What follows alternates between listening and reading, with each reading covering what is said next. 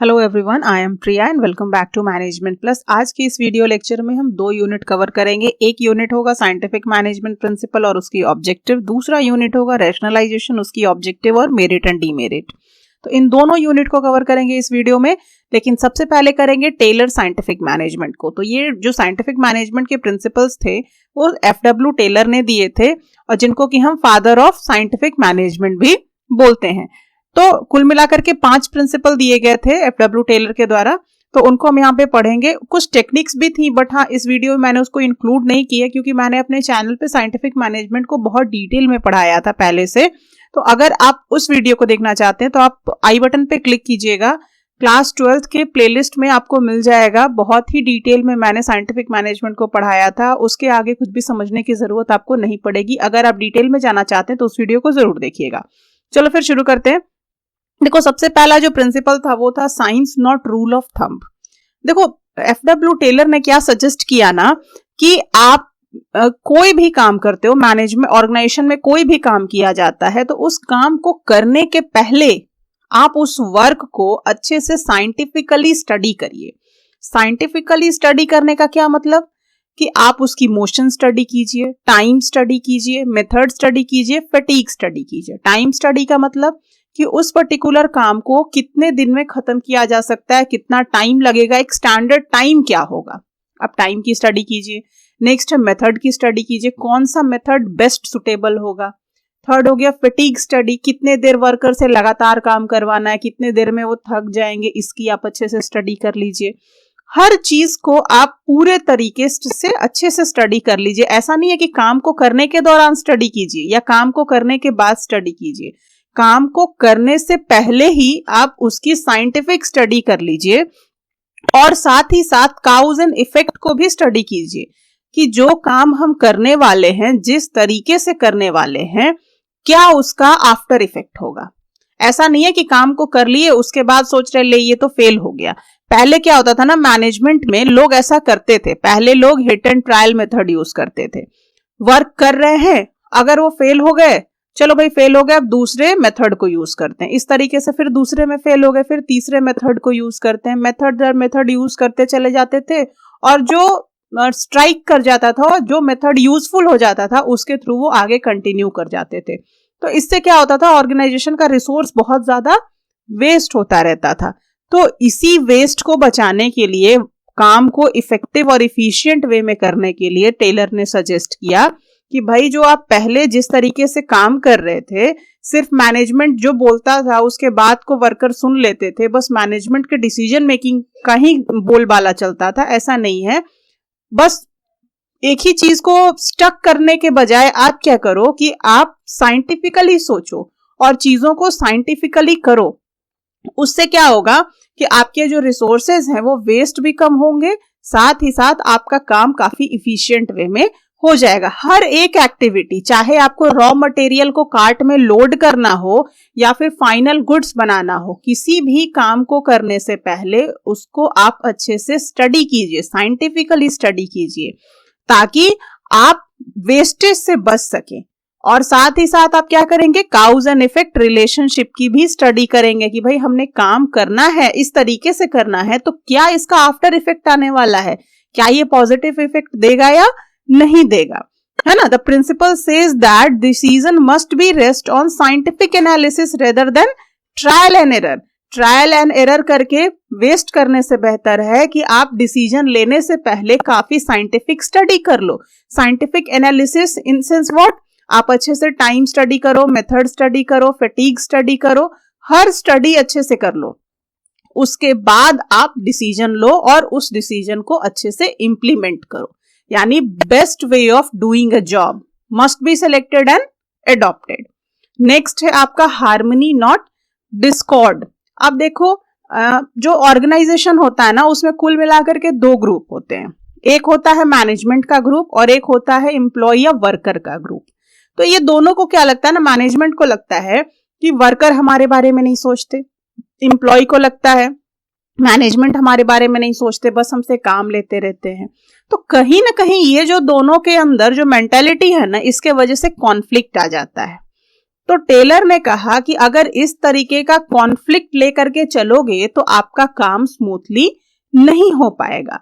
तो कहीं ना कहीं इस तरीके से आपको अपने एटीट्यूड में बदलाव लाना है कि आपस में म्यूचुअल कॉन्फिडेंस आए, म्यूचुअल इंपॉर्टेंस की फीलिंग आए। मतलब एम्प्लॉय को लगे कि हाँ हम भी इंपॉर्टेंट हैं इस ऑर्गेनाइजेशन में, मैनेजमेंट को लगे कि हाँ हम भी इंपॉर्टेंट है, साथ ही साथ हमारे एम्प्लॉय भी इंपॉर्टेंट है। मैनेजमेंट को लगता है बस हम ही लोग डिसीजन लेते हैं, स्ट्रैटेजी बनाते हैं और उसी के बेसिस पे ये ऑर्गेनाइजेशन चल रहा है, और एम्प्लॉय को लगता है कि बस हमसे बंधुआ मजदूरी कराई जाती है। तो इस एटीट्यूड को बदलना है, म्यूचुअल ट्रस्ट डेवलप करना है ऑर्गेनाइजेशन में, एक दूसरे को फील करना है कि हाँ भाई सामने वाले का भी कुछ इंपॉर्टेंस है, और इंपॉर्टेंस है कि ये ऑर्गेनाइजेशन हम दोनों मिलजुल करके चला रहे हैं। किसी तरीके का कॉन्फ्लिक्ट नहीं होना चाहिए। अपने एटीट्यूड को बदलिए, अपने माइंडसेट को बदलिए। तो टेलर ने क्या सजेस्ट किया, that there should be a complete metamorphosis in the outlook and thought process of both the side. दोनों ही साइड को अपने थॉट में चेंज लाना पड़ेगा, दोनों ही साइड को अपने माइंड को परिवर्तित करने की जरूरत है ना। दोनों को एक दूसरे को म्यूचुअल कॉन्फिडेंस रखना पड़ेगा। मैनेजमेंट को एम्प्लॉय पे कॉन्फिडेंट रहना होगा, एम्प्लॉय को मैनेजमेंट पे कॉन्फिडेंट रहना पड़ेगा, और एक हार्मनी, एक कोऑपरेशन की फीलिंग आपस में डेवलप करनी पड़ेगी। और ये कैसे होगा, जब आप अपने मेंटल एटीट्यूड को चेंज करोगे एक दूसरे के प्रति। और ये सारे लेवल ऑफ मैनेजमेंट को करने की जरूरत होती है। नेक्स्ट है आपका mental revolution. There need to be a change in the attitude of management and employee। ये उसी का जो आपका फर्स्ट पॉइंट है ना, हार्मनी नॉट डिस्कॉर्ड, ये उसी का एक्सटेंशन है mental revolution. Extension in the sense क्या, यहाँ पे क्या था कि आप लोगों को एक दूसरे के प्रति ट्रस्ट करने की जरूरत है। हमने पहले पढ़ा ना हार्मनी में कि एक दूसरे के प्रति ट्रस्ट करने की जरूरत है, म्यूचुअल इंपॉर्टेंस शो करने की जरूरत है ना। तो यहाँ पे भी वही चीज है, आपको अपने एटीट्यूड में बदलाव लाना है। एटीट्यूड किसका, मैनेजमेंट का भी एटीट्यूड बदलने की जरूरत है, एम्प्लॉय को भी अपने एटीट्यूड को बदलने की जरूरत है। The concept of mental revolution express that the outlook of the management and employ should change in respect of one another. एक दूसरे को जिस नजर से आप देखते हैं ना, जैसे मैनेजमेंट जिस नजर से एम्प्लॉय को देखते हैं कि ये बस स्ट्राइक करते हैं, इनका क्या काम, सारे काम तो हम ही करते हैं। एम्प्लॉय क्या देखते हैं मैनेजमेंट को, ये लोग तो बस बैठे बैठे चेयर पे हुकुम चलाते हैं, बाकी बंधुआ मजदूरी हम लोग करते हैं। तो एक दूसरे के लिए जो आपका एक्सप्रेशन है, जो एक दूसरे के लिए जो आपका आउटलुक है, जिस नजर से आप लोग एक दूसरे को देखते हैं, उसको आपको चेंज करने की जरूरत है। आप लोग अपने अंदर एक दूसरे के लिए रिस्पेक्ट लाइए, अच्छी भावना लाइए। They should both work with the collective aim of raising the profit of the organisation, है ना। आप लोगों को अपना नहीं सोचना कि हमारे बारे में क्या सोच रहा है, कैसे सोच रहा है। एक दूसरे के प्रति इज्जत लाइए, एक दूसरे को इंपॉर्टेंस दीजिए, दोनों एक दूसरे पे भरोसा करिए, साथ ही साथ मिलजुल करके ये सोचिए कि ऑर्गेनाइजेशन का प्रॉफिट कैसे होगा, है ना। अपने मेंटालिटी में, अपने एटीट्यूड में चेंज लाइए। This is the real meaning of mental revolution. और ये एटीट्यूड दोनों को चेंज लाना है, सिर्फ मैनेजमेंट को नहीं, मैनेजमेंट को भी, वर्कर को भी। नेक्स्ट है आपका कोऑपरेशन नॉट इंडिविजुअलिज्म, है ना। तो जो हार्मनी प्रिंसिपल है ना, ये आगे जो अभी आप देखते जा रहे हो ना, सब उन्हीं का एक्सटेंशन है। हार्मनी में हमने देखा कि भाई एक दूसरे को वैल्यू देना है, एक दूसरे को इंपॉर्टेंस देना है। मेंटल रिवॉल्यूशन में हमने देखा कि एक दूसरे को देखने का नजरिया बदलना है, एटीट्यूड बदलना है। कोऑपरेशन में क्या है कि while the former emphasize the need of harmony between two, एक दूसरे के बीच में हार्मनी की जरूरत है। ये प्रिंसिपल क्या बोलता है, further the talk mutual cooperation, एक दूसरे को कोऑपरेट करने की जरूरत है। अभी तक आपने देखा कि एक दूसरे को इज्जत दीजिए, एक दूसरे को वैल्यू दीजिए, इंपॉर्टेंस दीजिए। अब कह रहे हैं कि आप क्या कीजिए, एक दूसरे को कोऑपरेट कीजिए, म्यूचुअल कोऑपरेशन की भावना रखिए। As a part of organisation it is imperative that the two sides find a ground for cooperation. अब देखो, मैनेजमेंट अपने रिगार्डिंग सोचे, सिर्फ अपने इंडिविजुअल के बारे में सोचे, इंडिविजुअल गोल के बारे में सोचे, वर्कर अपने इंडिविजुअल गोल के बारे में सोचे। तो ऐसा चलता है क्या? नहीं, एक दूसरे के बारे में सोचना है, एक दूसरे को सेंस ऑफ फीलिंग लाना है कि हाँ, हम दोनों इस ऑर्गेनाइजेशन के पार्ट हैं और हम सभी को मिलकर के ऑर्गेनाइजेशन के प्रॉफिट के बारे में सोचना है, ना कि अकेले अकेले सोचना है। दैट मीन्स कि कोऑपरेट करके चलना, इंडिविजुअलिज्म को बढ़ावा नहीं देना, कोऑपरेशन को बढ़ावा देना है। A sense of individualism in terms of an organization can lead to diversion from the unified goals, ultimately affecting the growth of the entire organization। अगर आप इंडिविजुअलिज्म के बारे में सोचेंगे, मैनेजमेंट सिर्फ अपने बारे में सोचेगा, अपने गोल्स के बारे में सोचेगा, वर्कर अपने बारे में सोचेंगे, तो क्या होगा? ऑर्गेनाइजेशन के बारे में कौन सोचेगा? कोई नहीं सोचेगा। तो कहीं ना कहीं उसके ग्रोथ को इफेक्ट पड़ेगा, पूरे के पूरे ऑर्गेनाइजेशन के ग्रोथ को इफेक्ट पड़ेगा। तो करना क्या है? मैनेजमेंट और वर्कर दोनों को मिल करके सिर्फ एक तरफ सोचना है, यानी पूरे ऑर्गेनाइजेशन के ग्रोथ के बारे में सोचना है, ना कि पर्सनल एक एक करके अपने बारे में सोचना है। We must make attempts to remove any competition to create cooperation. This cooperation must percolate to the lowest level. A categorical division of labor can help in enhancing cooperation and reducing competition. अब आपको क्या करना है? आप अच्छे से cooperate करके चलिए। कोऑपरेट करके चलेंगे तो जो कंपटीशन है वो भी आप रिमूव कर सकते हैं कोऑपरेशन के द्वारा, ठीक है ना। अब क्या करना है? कोऑपरेशन आप कैसे जनरेट करोगे ऑर्गेनाइजेशन में? अब मान लो कि मैनेजमेंट है, तो मैनेजमेंट अगर डिसीजन ले रहा है तो वो क्या करे कि वर्कर्स को भी उसमें साथ लाए और बोले कि भाई तुम भी अपना कुछ बताओ, कुछ व्यू दो, जिससे कि ये डिसीजन मेकिंग जो है ना वो अच्छा हो सके। तो अगर वो लोग उसमें अच्छे से डिसीजन देंगे, अच्छे से हाथ बटाएंगे, तो उससे क्या होगा कि उनको ये फीलिंग आएगा कि भाई मैनेजमेंट भी हमारे बारे में सोच रहा है। तो वर्कर क्या है? वर्कर भी उनके बारे में सोचना शुरू करेंगे। तो एक फीलिंग आएगी, एक कोऑपरेशन की फीलिंग आएगी। यहाँ पे भी आपको अपने मेंटल एटीट्यूड को चेंज करने की जरूरत है कि वो भी हमारे पार्ट है, हम दोनों को एक दूसरे के साथ म्यूचुअली चलना है। तो कोऑपरेशन का सेंस किसी भी तरीके से मैनेजमेंट ला सकती है, वर्कर ला सकते हैं, लेकिन फाइनली करना क्या है? एक दूसरे को कोऑपरेट करना है। नेक्स्ट है development of every person to his greatest efficiency. देखिए एफडब्ल्यू टेलर ने सजेस्ट किया कि जब आप एम्प्लॉइज को सेलेक्ट करते हैं तो उनकी सिलेक्शन भी आप साइंटिफिक वे में करिए। Means what? कि जो सिलेक्शन है वो साइंटिफिक होगा, रिक्रूटमेंट साइंटिफिक होगा, साथ ही साथ उनकी ट्रेनिंग भी साइंटिफिक वे में कराई जाएगी। साइंटिफिक वे में सिलेक्शन करने का क्या मतलब? कि आप जिस जॉब पोजीशन के लिए ला रहे हो उस जॉब पोजीशन के लिए वो बंदा सुटेबल है कि नहीं, उसके पास पर्याप्त क्वालिफिकेशन उस जॉब के रिगार्डिंग है कि नहीं, उसका एक्सपीरियंस है कि नहीं, वो उस काम के लिए सही पर्सन है कि नहीं, उसका टेम्परामेंट उसके लायक है कि नहीं। अब फील्ड वर्क के लिए आप किसी को ला रहे हो और उसके पास उसको फील्ड वर्क करने में मजा ही नहीं आता, तो क्या वो बंदा उस पोस्ट के लिए सुटेबल है? नहीं है। तो कहने का मतलब कि अगर आप किसी पर्सन को किसी जॉब के लिए ला रहे हो तो जॉब को पहले एनालाइज करो कि ये जॉब किस टाइप का है, किस टाइप का पर्सन इस पे बैठने के लायक है। जॉब एनालिसिस के बाद आप क्या करो कि जिस लोग को ला रहे हो उनकी सिलेक्शन साइंटिफिकली करो, यानी उस जॉब के रिक्वायरमेंट के अकॉर्डिंग करो, और जब सिलेक्शन हो जाए तो उनको एक अच्छा ट्रेनिंग प्रोवाइड करो, है ना।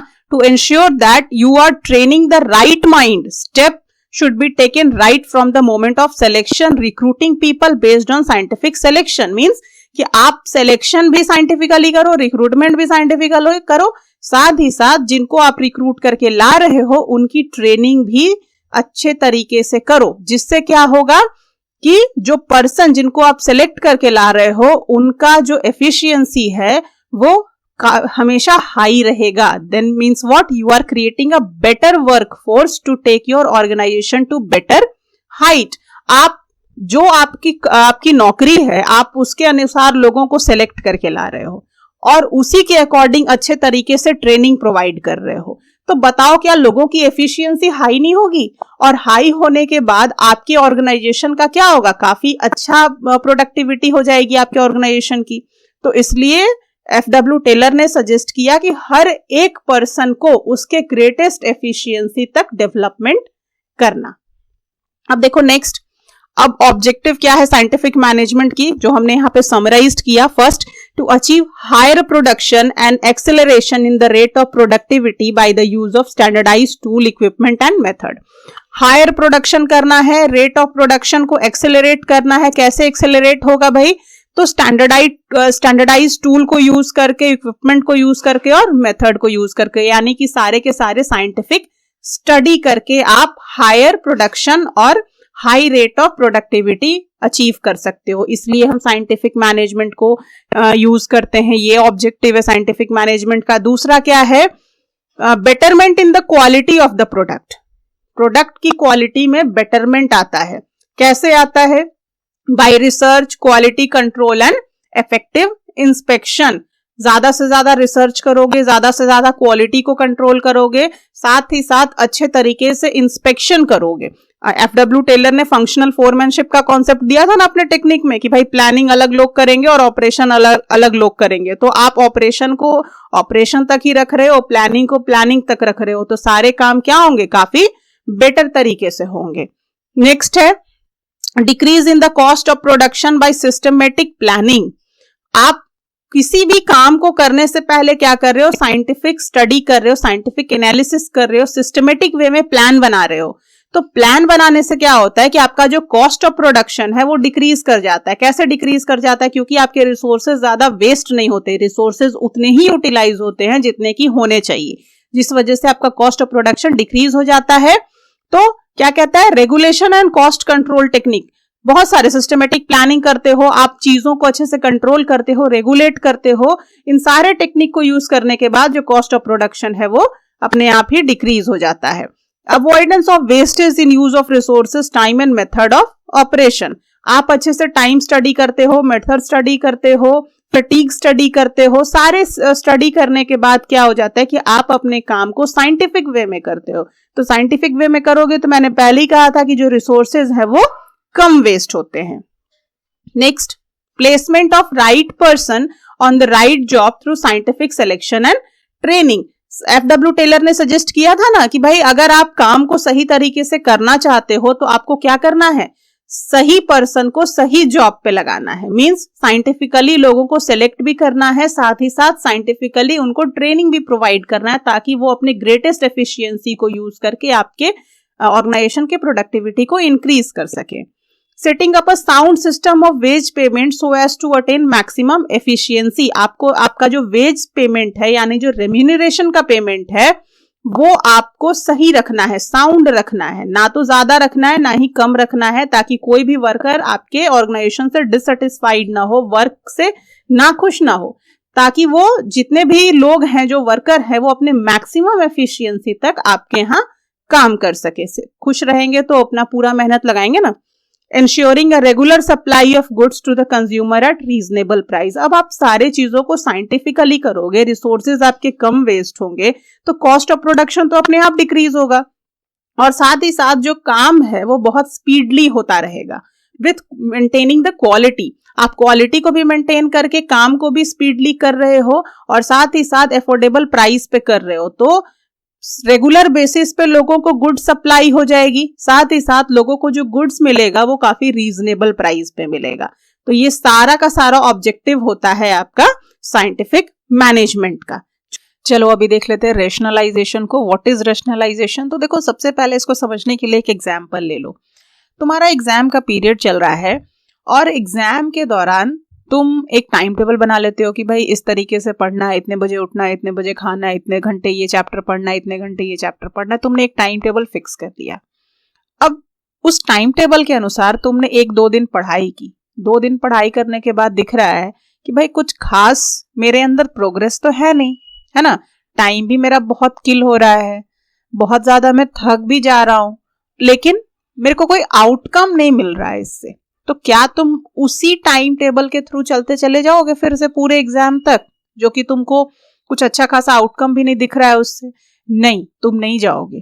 तो तुम क्या करोगे? तुम उस टाइम टेबल में चेंज लाओगे या फिर कुछ ऑल्टरेशन लाओगे, थोड़ा बहुत स्लाइड चेंज कर दोगे या फिर थोड़े बहुत चेंजेस ला दोगे कि भाई ये नहीं, इसको ये जो मैंने इस पर्टिकुलर चैप्टर 1 को 8 बजे रखा है ना, उसको मैं 10 बजे कर देता हूँ। तो थोड़ा सा ऑल्टरेशन ला दोगे या पूरा ही चेंज ला दोगे, तो उसको हम क्या बोलते हैं? आप क्या कर रहे हो? रीऑर्गेनाइज कर रहे हो अपने टाइम टेबल रूटीन को, है ना। तो ठीक उसी तरीके से सिमिलरली कंपनी भी वही काम करती है।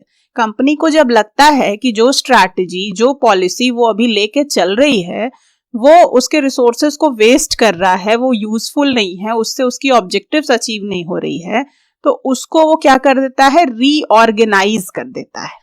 फिर से उसमें कुछ चेंज ला देता है, कुछ ऑल्टरेशन ला देता है, ताकि वो और अपने ऑपरेटिंग एफिशिएंसी को इंक्रीज कर सके। ठीक है, तो अब देखो, अब समझ में आएगा rationalisation. Rationalisation is the reorganisation of a company in order to increase its operating efficiency. Rationalisation का मतलब कंपनी को फिर से रीऑर्गेनाइज करना। पहले से वो ऑर्गेनाइज्ड था, लेकिन वो उतना यूजफुल नहीं था जिस वे में वो ऑर्गेनाइज था। अब उसको हम फिर से रीऑर्गेनाइज करेंगे। क्यों रीऑर्गेनाइज करेंगे? ताकि हम अपने ऑपरेटिंग एफिशिएंसी को इंक्रीज कर सकें। क्लियर है? This sort of reorganization may lead to an expansion or reduction in company size. ये रीऑर्गेनाइजेशन जो है ना, वो कुछ भी हो सकता है। या तो आप अपने कंपनी के साइज को एक्सपैंड करके रीऑर्गेनाइज करो, या फिर रिड्यूस करके रीऑर्गेनाइज करो, अपने पॉलिसी में चेंज ले आओ, अपने स्ट्रैटेजी में थोड़ा अल्टरेशन ले आओ, कुछ भी कर सकते हो। मतलब कोई भी चेंज, अपनी पॉलिसी चेंज कर दे रहे हो, अपनी स्ट्रैटेजी चेंज कर दे रहे हो, अपने मैन पावर में कुछ बदलाव ला दे रहे हो, कंपनी का जो साइज छोटा था उसको बढ़ा रहे हो या घटा रहे हो, कुछ भी कर रहे हो। अगर पहले से एक ऑर्गेनाइज्ड कंपनी में कुछ भी चेंज ला रहे हो तो उसको हम बोलते हैं रेशनलाइजेशन। इस एम को ध्यान में रखते हुए कि हमको अपने ऑपरेटिंग एफिशिएंसी को इंक्रीज करना है, हम उस टर्म को बोलेंगे रेशनलाइजेशन। आई होप आप समझे होगे। देखिए, similar to a reorganization, a rationalization is more widespread, encompassing strategy as well as structural change. Rationalization is necessary for a company to increase revenue, decrease cost and improve its bottom line. ठीक जैसे हम reorganize करते हैं ना किसी चीज को, rationalization भी वही चीज है। मीन्स कि किसी तरीके से आपके स्ट्रैटेजी में बदलाव लाना, कंपनी के स्ट्रक्चर में चेंज लाना, कोई भी किसी भी तरीके का चेंज अगर आप अपने कंपनी में कर रहे हो, इस एम को रखते हुए कि आपको अपने रेवेन्यू को इंक्रीज करना है, अपने ऑपरेटिंग एफिशिएंसी को इंक्रीज करना है, कॉस्ट ऑफ प्रोडक्शन को डिक्रीज करना है, साथ ही साथ पूरे फंक्शंस को इंप्रूव करना है, then that is called rationalisation. Rationalisation में also be referred to the process of becoming calculable. आप सब कुछ कैलकुलेशन के साथ कर रहे हो, सब कुछ साइंटिफिकली कर रहे हो, मतलब कोई भी चीजें आपकी वेस्ट नहीं हो रही, कैलकुलेबल हो रहे हो आप। That is the real meaning of rationalisation भाई। For example, the introduction of certain financial models और financial technologies rationalises market and make more efficient. जैसे देखते हो, मार्केट अगर मंदा होता है तो बहुत से फाइनेंशियल मॉडल्स लाए जाते हैं, बहुत से फाइनेंशियल टेक्नोलॉजीज लाई जाती हैं, ताकि मार्केट और रेशनलाइज हो जाए और ज्यादा से ज्यादा इफिशिएंट हो जाए। तो क्या हो रहा है, वहां भी कुछ मॉडल्स में चेंज लाया जा रहा है, ऑल्टरेशन लाया जा रहा है, टेक्नोलॉजी में चेंज लाया जा रहा है। क्या एम रख के लाया जा रहा है? ताकि उसकी एफिशिएंसी और इंक्रीज कर जाए। तो हम मार्केट की एफिशिएंसी बढ़ाना चाह रहे हैं तो मार्केट के टेक्नोलॉजी में हम चेंज ला दे रहे हैं। तो कोई भी चेंज अगर आप ऑर्गेनाइजेशन में कर रहे हो, किसी भी तरीके से कर रहे हो, एक एम रखते हुए कि हमें इसकी एफिशिएंसी बढ़ानी है, चाहे पॉलिसी में बदलाव ला दो, स्ट्रैटेजी में बदलाव ला दो, कोई प्रोडक्ट जो ऑफर कर रहे हो उसमें बदलाव ला दो, कोई भी बदलाव ला दो, तो that is known as reorganisation. और इसी के वाइडर रूप को हम बोलते हैं रैशनलाइजेशन। क्लियर है? देखो आगे देख लेते हैं। That is rationalisation is an important feature of large scale production. It implies the elimination of all kinds of wastage and diseconomies in the method of production.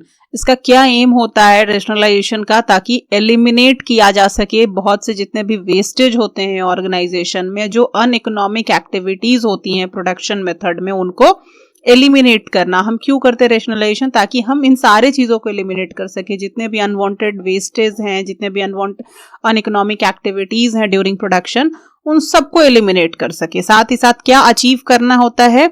Maximum economies in production. अगर waste reduce हो जाएगा, अनइकोनॉमिक activities जो फालतू के methods use हो रहे हैं, operation use किए जा रहे हैं प्रोडक्शन में, उसको आप एलिमिनेट कर देंगे तो आप क्या अचीव कर लेंगे? मैक्सिमम इकोनॉमी अचीव कर लेंगे प्रोडक्शन में।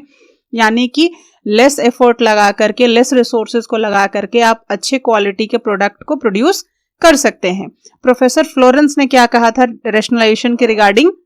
Rationalization in business as elimination of waste and inefficiency in the industry by the combined effort of the industry. Rationalization का मतलब कि बिजनेस के अंदर वेस्ट को एलिमिनेट करने के लिए, उसकी इनएफिशिएंसी को एलिमिनेट करने के लिए इंडस्ट्री के द्वारा उठाया जाने वाला effort, that is rationalisation.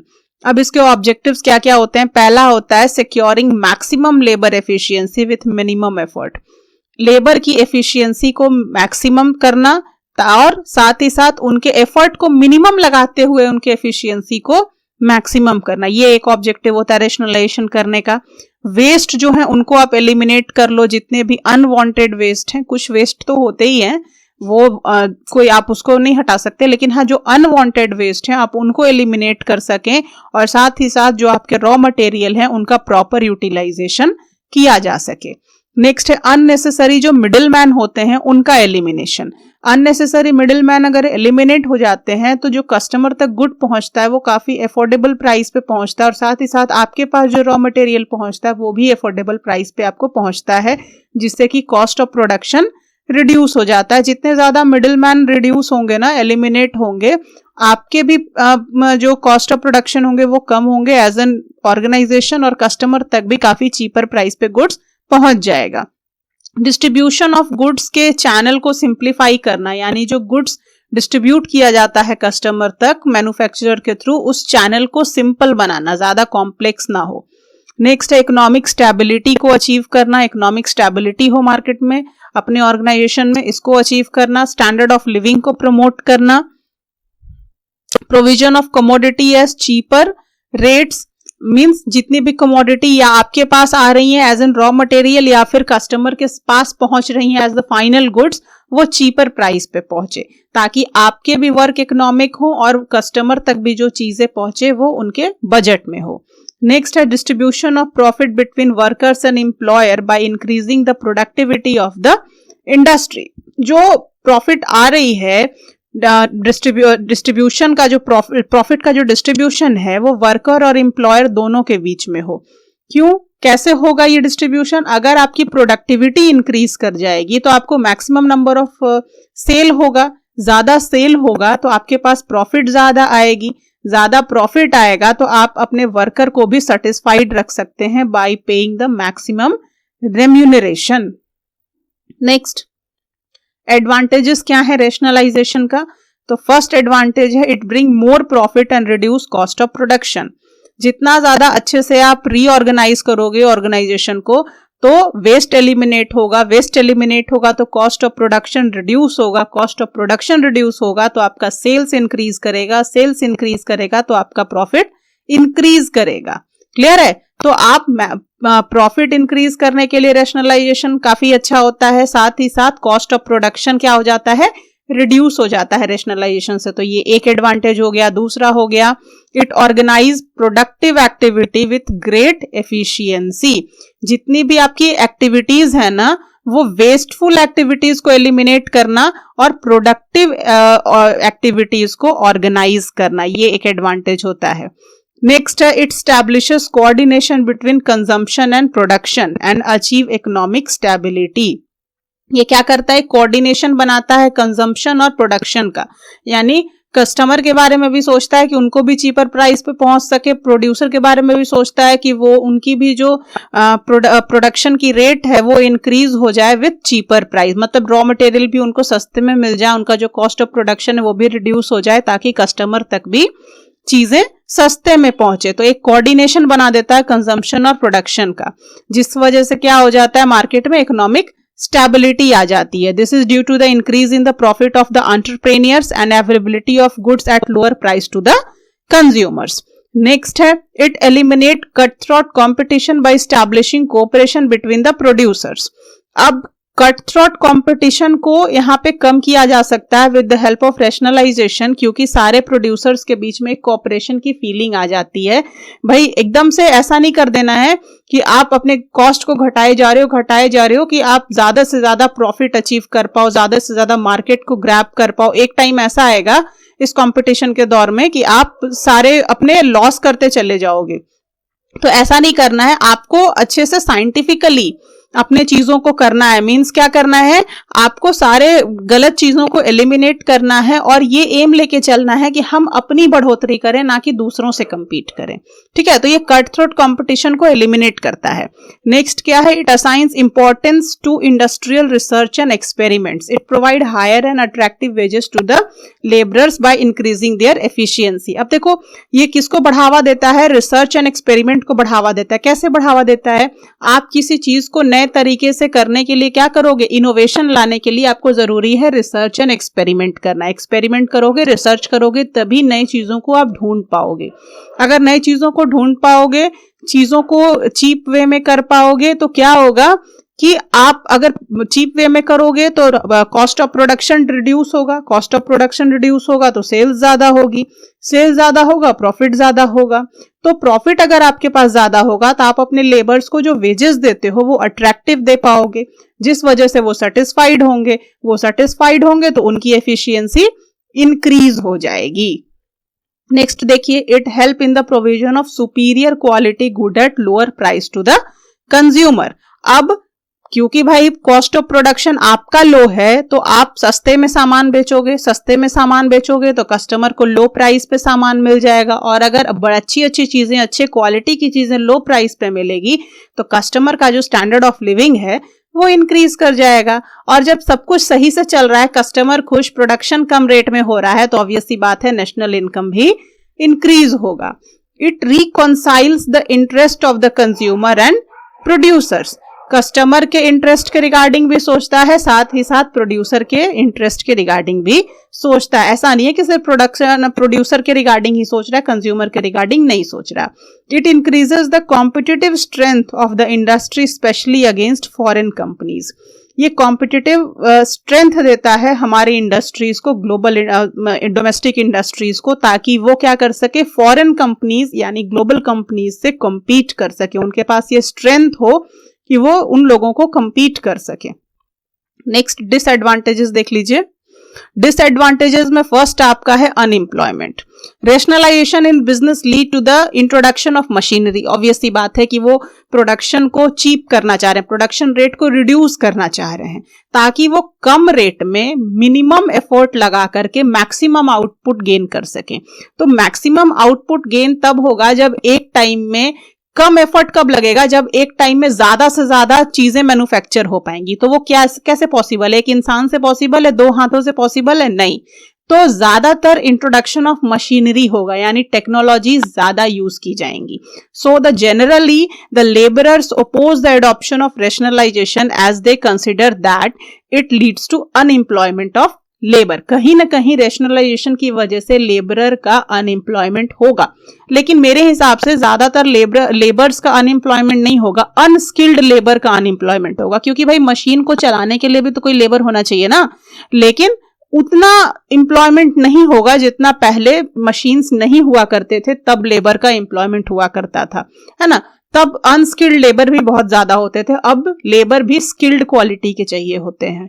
This is a real in the short period only, but it is not real in the long period. अभी मैंने कहा ना, ये कुछ टर्म के लिए है, ज्यादा टर्म के लिए नहीं होता। As rationalisation reduce cost of production, prices fall, demand and output increase in order to meet the growing demand, new machine and laborers are employed. This lead to increase in employment opportunity. एक सिक्के का coin का एक part देखोगे तो ये unemployment generate कर रहा है। क्यों जनरेट कर रहा है? क्योंकि बहुत सारे आप मशीनरीज ला रहे हो, तुम टेक्नोलॉजी लाओगे तो लेबर क्या करेंगे, झक मारेंगे ही ना बैठ करके। जिनको कुछ नहीं आता, जो बस काम करना जानते थे, तो वो अब बेरोजगार हो जाएंगे। लेकिन सिक्के का दूसरा पहलू देखो तो क्योंकि नई मशीनरीज आ रही हैं, सामान सस्ते हो रहे हैं, तो अब भाई वो मशीन क्या अपने आप काम कर जाएंगी क्या? उनको चलाने के लिए भी कोई बंदा चाहिए ना उस पे, तो वहां पे भी तो एम्प्लॉयमेंट आ रहा है। लेकिन हाँ, फर्क इतना है कि पहले अनस्किल्ड लेबर हुआ करते थे, अब स्किल्ड लेबर का एम्प्लॉयमेंट होगा। क्लियर है? नेक्स्ट है growth of monopoly. There is danger of the emergence of monopoly institutions. Growth of monopoly institutions destroy the growth of cottage and small scale industry. अब ज्यादा रेशनलाइजेशन होगा, ज्यादा चीजें increase होंगी, दैट मीन्स कि वो ज्यादा से ज्यादा मशीनरीज यूज करेंगे। तो जो छोटे छोटे इंडस्ट्रीज हैं जैसे कॉटेज और स्मॉल स्केल इंडस्ट्री हैं, उनका ग्रोथ कहीं ना कहीं रुक सा जाएगा, लोग उनको फोकस नहीं करेंगे क्योंकि सस्ते प्राइस पे अच्छे अच्छे क्वालिटी ऑफ गुड्स मिल जाएंगे। तो मार्केट में इन्हीं कंपनीज की मोनोपोली क्रिएट हो सकती है। Beneficial to producer. Some economists argues that the advantages of rationalization are enjoyed by the producers only. The customer are deprived of its advantage. बहुत से ऐसे बड़े बड़े मतलब लोग बोलते हैं, इकोनॉमिस्ट बोलते हैं कि ये जो रैशनलाइजेशन है सिर्फ प्रोड्यूसर्स यानी मैन्युफैक्चरर्स के लिए ही बेनिफिट दे रहा है, ना कि कस्टमर तक बेनिफिट दे रहा है। उनको अपने रॉ मटेरियल सस्ते में मिल जा रहे हैं, वो लोग अपने कॉस्ट ऑफ प्रोडक्शन को रिड्यूस कर ले रहे हैं, लेकिन कस्टमर को कोई खास एडवांटेज इसका नहीं मिल रहा है। नेक्स्ट है हेवी इन्वेस्टमेंट। रैशनलाइजेशन बिजनेस में लाने के लिए काफी कैपिटल की जरूरत है। अगर आप अपने बिजनेस के मॉडल को चेंज करना चाहते हैं, उसमें और ज्यादा टेक्नोलॉजी लाना चाहते हैं, तो ऑब्वियस सी बात है कि आपको कैपिटल की जरूरत पड़ेगी। नई टेक्नोलॉजी चाहिए, मशीनरी चाहिए, क्योंकि एग्जिस्टिंग मशीनरी अब आपका आउटडेटेड हो चुका है, यूजलेस हो चुका है, तो आपको नए मशीनरी की जरूरत है। नए मशीनरी लाने के लिए पैसे की जरूरत है। पैसे कहां से आएंगे? तो आपको उसके लिए कैपिटल चाहिए। तो ये काफी ह्यूज इन्वेस्टमेंट मांगता है। नेक्स्ट क्या है, अब देख लेते हैं। हमने अभी साइंटिफिक मैनेजमेंट पढ़ा और रैशनलाइजेशन पढ़ा, तो दोनों के बीच में बेसिक डिफरेंस क्या है वो देख लेते हैं। Both rationalisation and scientific management aim at the elimination of waste and reduction of in production expenses. देखो, साइंटिफिक मैनेजमेंट भी कहता था कि भाई हिट एंड ट्रायल मेथड को यूज करके ज्यादा से ज्यादा रिसोर्सेज बर्बाद मत करो मैनेजर। क्या करो कि तुम लोग साइंटिफिक स्टडी कर लो। सबसे पहले काम को शुरू करने से पहले सारी चीजों को अच्छे से एनालाइज करो, स्टडी करो, तब काम को शुरू करो। ऐसे ही फालतू का काम शुरू करके बाद में सोचा ना करो, है ना। रैशनलाइजेशन भी कहता है कि भाई जिस तरीके का चेंज लाना है, चाहे स्ट्रेटजी में चेंज लाना है, पॉलिसी में चेंज लाना है, कुछ भी चेंज करना है कर दो, लेकिन वेस्ट नहीं होना चाहिए हमारे रिसोर्सेज का ऑप्टिमम यूटिलाइजेशन करो। तो दोनों ही एक मत पे हैं, वेस्ट नहीं करना, एलिमिनेट करो वेस्ट को, और जो प्रोडक्शन एक्सपेंस है ना उसको रिड्यूस करो। दोनों सेम चीजें कह रही हैं, तो दोनों में कुछ डिफरेंस है। क्या डिफरेंस है देखो। Scientific management is concern to a firm, है ना। साइंटिफिक मैनेजमेंट किसको फोकस करता है? फर्म को फोकस करता है। Rationalisation is applicable to the whole industry. एक पर्टिकुलर फर्म को फोकस करता है, ये पूरे के पूरे इंडस्ट्री को फोकस करता है। साइंटिफिक मैनेजमेंट एक पर्टिकुलर बिजनेस के लिए है, और जो रैशनलाइजेशन है पूरे उस बिजनेस में उसके जैसे बहुत सारे बिजनेस जो एक इंडस्ट्री के अंदर आते हैं ना, उनके लिए है। Rationalisation in business provide scope for combination, but scientific management has no such scope. Rationalisation क्या करता है? बहुत लंबा चौड़ा स्कोप है। स्कोप क्या है? कॉम्बिनेशन का स्कोप है। यानी अगर रैशनलाइजेशन आप अपने बिजनेस में लाना चाहते हो, जैसे देखो इसका एक एग्जांपल ले लो। मैंने कल कॉम्बिनेशन का एक एग्जांपल दिया था आपका टेलीकॉम इंडस्ट्री का। टेलीकॉम इंडस्ट्री में बहुत रिवॉल्यूशन आ गया, बहुत ज्यादा रैशनलाइजेशन आ गया। जैसे ही टेलीकॉम कंपनीज ने देखा कि मार्केट में बहुत बड़े बड़े कॉम्पिटिटर्स आ रहे हैं, तो उन्होंने क्या कर लिया? कॉम्बिनेशन को अडॉप्ट कर लिया।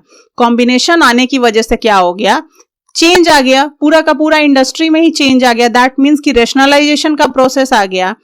तो कहीं ना कहीं रैशनलाइजेशन बिजनेस में क्या स्कोप है रैशनलाइजेशन का? कॉम्बिनेशन। अगर आप अपने अंदर चेंज नहीं ला पा रहे हो तो आप क्या कर लो? कॉम्बिनेशन को अडॉप्ट कर लो, जिसके वजह से अपने आप ही आपके अंदर चेंज आ जाएगा और आपके जो रिसोर्सेज हैं वो काफी अच्छे से यूटिलाइज हो पाएंगे। लेकिन साइंटिफिक मैनेजमेंट का इतना कोई खास स्कोप नहीं होता, क्योंकि वो एक फर्म तक ही सीमित है, वो इंडस्ट्री तक सीमित नहीं है।